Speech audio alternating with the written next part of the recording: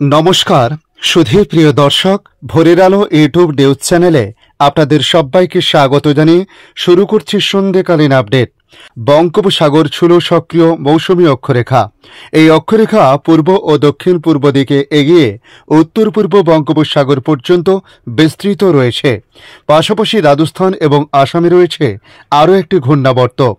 রাজস্থানের ঘূর্ণাবর্ত থেকে বাংলাদেশ পর্যন্ত একটি পূর্ব পশ্চিম অক্ষরেখাও রয়েছে। তাই এতগুলো সিস্টেম রয়েছে এই মুহূর্তে সক্রিয়। এই সিস্টেমগুলির কারণে আগামী কয়েকদিন ভারী বৃষ্টিপাতের ইঙ্গিতপূর্ণ আশ্বাস আবহাওয়া দপ্তরের। তাই আজকের এই ভিডিওর মাধ্যমে আপনাদের জানানোর চেষ্টা করব পশ্চিমবাংলার দুই বঙ্গের কোন কোন জেলায় আজ ভারী বৃষ্টিপাত হতে পারে, আগামী কয়েকদিন কেমন আবহাওয়ার পরিস্থিতি থাকতে পারে, সিস্টেম বিষয় কি জানানো হয়েছে।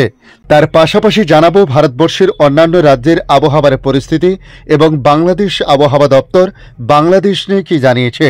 অবশ্যই আপনাদের কাছে ভিডিও শুরু করার আগে রিকোয়েস্ট করব চ্যানেলটি সাবস্ক্রাইব করে রাখুন যদি নতুন হয়ে থাকেন।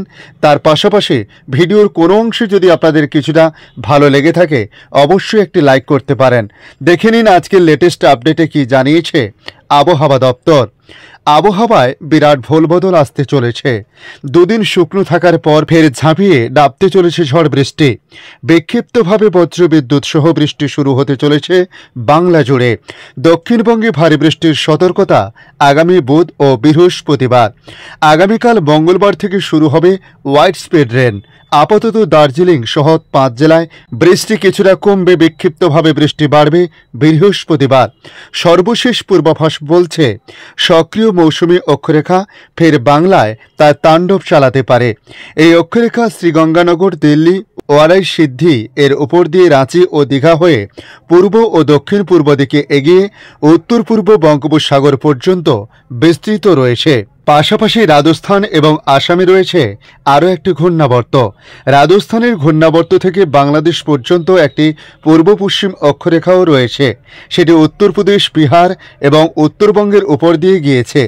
আরও একটি অক্ষরেখা রয়েছে কর্ণাটক থেকে কমরিন এলাকা পর্যন্ত। দক্ষিণবঙ্গের আবহাওয়ার পরিস্থিতি নিয়ে আলিপুর আবহাওয়া দপ্তর জানিয়েছে আজ আংশিক মেঘলা আকাশ, বৃষ্টির সম্ভাবনা কিছুটা কম থাকছে। তবে বিকেলের পর রাতের দিকে বৃষ্টিপাত কিছুটা বাড়তে পারে। ফেয়ারলি ওয়াইড স্পিড রেনের সম্ভাবনার কথা বলা হয়েছে।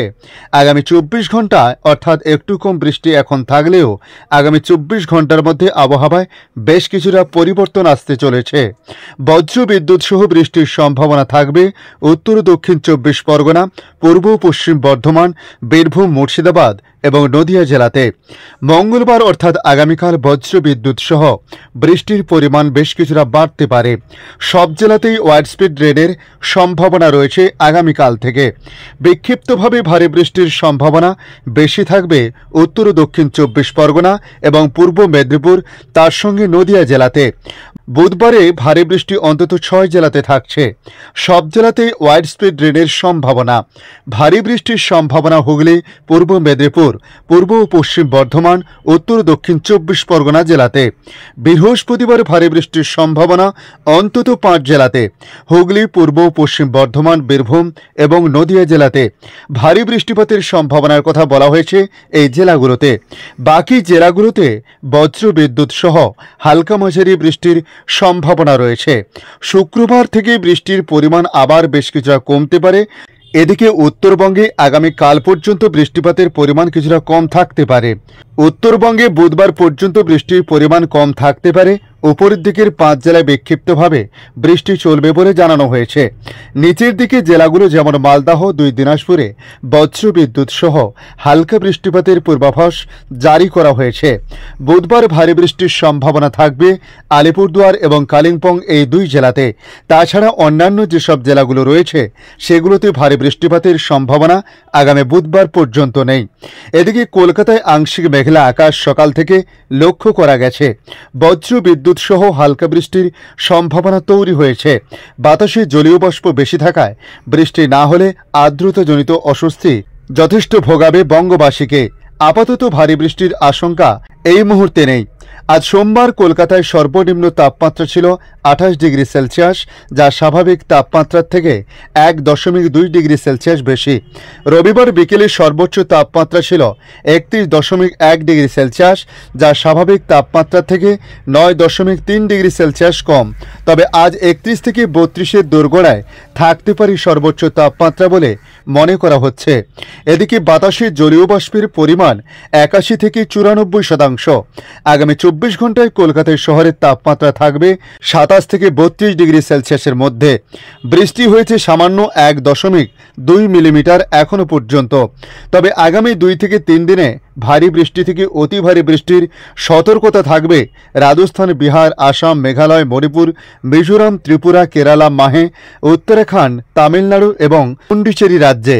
পাশাপাশি বজ্র বিদ্যুৎ সহ বৃষ্টির সম্ভাবনা রয়েছে পাঞ্জাব, হরিয়ানা, চণ্ডীগড়, দিল্লি, মধ্যপ্রদেশ, উত্তরপ্রদেশের কিছু অংশ, ঝাড়খণ্ড এবং উড়িষ্যাতে।